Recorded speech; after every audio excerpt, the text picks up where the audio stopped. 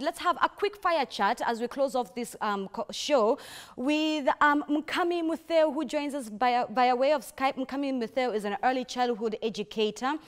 Just a quick fiery chit chat with her just to help us understand how we can support society's youngest scholars. Those are those between the ages of 1.5 to about 3.5 years old. Mukami, thank you so much for talking to us this morning. Mukami, how do we support this age group, 1.5 to 3.5? How do we make learning for them during this time somewhat creative? Thanks, Zinzi, for having me.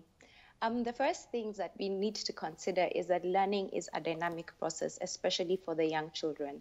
What you want to do is to be able to inject different forms of learning and different activities in their daily routine. So what you can do is maybe just have some time for outdoor activities, a little time for screen time, some time where they actually sit down and have some structured play. These are all different things that you could do at home. You don't need to, go out there and look for a tutor. But in the case that you actually do not have time to support your child in these ways, there's people out there who can come in and help you with this kind of activities. And that's the thing, Mukami. How do we begin to change Kenya's mindset that learning can happen in different ways? There's home learning, there's home institutions, there are early childhood educators such as yourself who can come in, and even during this time is with the pandemic, can come into your living room and help your child with their homework. How do we begin to change that mindset? I think the first thing that I'd like to put across is that we need to embrace the fact that learning is not only confined within the four walls of a classroom. Right. Learning happens every day. Just by the fact that you're sitting in the car with your children going to church on a Sunday morning, there's a lot of learning that happens in that kind of situation. In the home, if you're in the kitchen, there's learning that can take place there. So I think we just need to broaden our mindsets and our perspectives regarding learning, especially for the younger ones. And embrace that there's many different forms of learning that takes place even in this country of ours. And that, as much as there's someone coming home, that child could be doing so much from in terms of engaging with, whatever material or whatever milestones are required for them at that particular age. Just the same as somebody who is going to school, a child who's going to school. The structure is slightly different. In school, they get a bit of a broader experience in terms of learning social skills and that kind of stuff. But all of those are small things that can be brought into the home setup. Right. Mukami, though, how effective is homeschooling, though, especially for this age of 1 to 3 years old? How effective is it? And how should parents sort of balance between screen time and playtime? Right now, a lot of our children, and especially even for the 1 to 3 year olds, are spending a lot of time on screen. So how do we balance that? What's your advice to parents to sort of balance that screen time and playtime?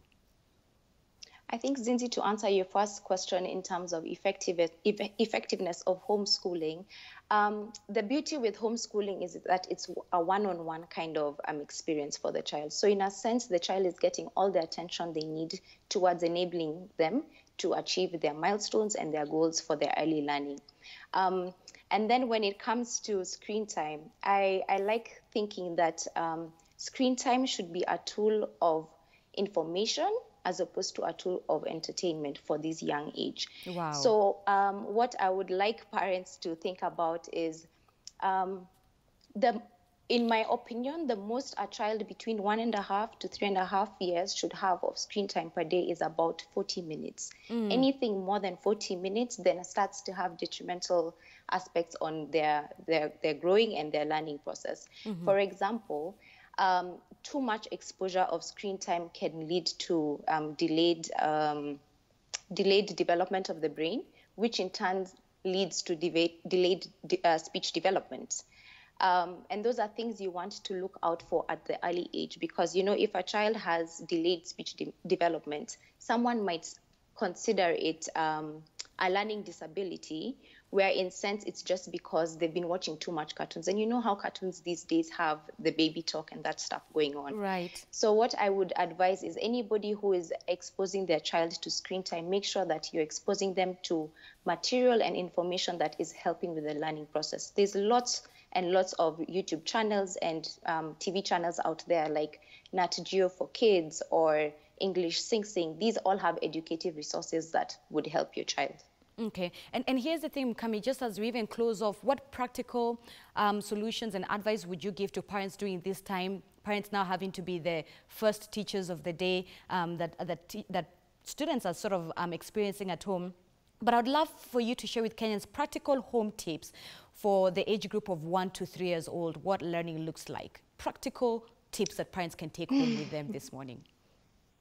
Okay, so before I go into that, I just like to extend my gratitude to all parents out there. You guys are doing such a fantastic job with your little ones during this period. I know things have changed and it's tough on you, but we appreciate you. And on behalf of the other educators in this country, thank you so much for wearing the teacher hat.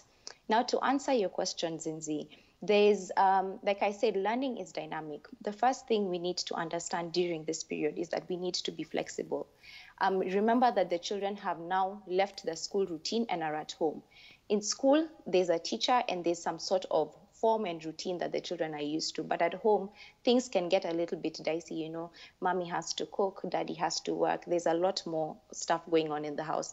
So the first thing that I would say is try and figure out a daily routine for your toddler. So say that every day you can spare about 15 or 30 minutes in the morning.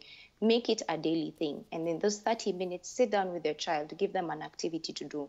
There's lots of simple activities you could do at home, starting from just simple coloring and painting.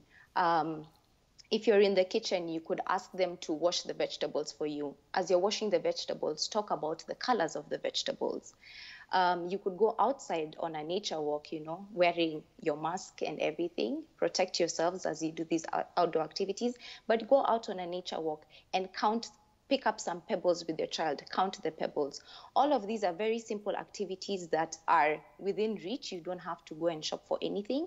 And these things would help your child. So what you need to consider, especially for the early years, is there's the 3 main areas that you should be working on. There's the physical development of a child, which is fine motor skills and gross motor skills. So fine motor skills are small muscle groups. So you want to engage your child in things such as tearing paper or coloring, painting, using tweezers and, you know, picking and dropping stuff. And then for gross motor skills is the larger muscle group. So anything like ball throwing and ball catching, kicking, riding a bicycle, those are things that now help develop the physical aspect of the child. Then for this age group as well, the 1.5 to 3.5-year-olds, the other thing you want to focus on is language development. So introduce story time. Read to them a story. After you read the story, discuss it. Ask simple leading questions. What did you see? Who is that in the story? You know, things like that. As much as you think you're just reading the story, that is a lot of information that the children are assimilating from you. And I would encourage parents to talk to children as if they were adults. Use normal language that you would use with your adult counterpart. Forget baby talk. Baby talk does not help with the development of a child in terms of their language. Really? And then, yes, it doesn't. And then the other thing you want to do is to work on their personal, emotional, and social needs. And this is basically like creating awareness around their persona. I'm a girl, I'm a boy. You know, sharing is caring. Just teaching them the basics of socializing with people around them. There's other things you could do, like involving music and movement, which helps with their language. It helps with, you know, their creative skills and that kind of stuff. And all these are fun things. Right. I'm trying to stay away from things that you need to actually go out and buy. But you could also involve a lot of sensory play for the smaller ones. Anything like a rice bin, all you need to do is just have some rice in one container, have another container and give them a spoon and watch them pick the rice from one container into the other. It's therapeutic for them. It's a learning process. And with the rice, you could always add things like counting. Make sure that you fill the other cup or the other jar. So this is just also introducing them to basic numeracy concepts. All right.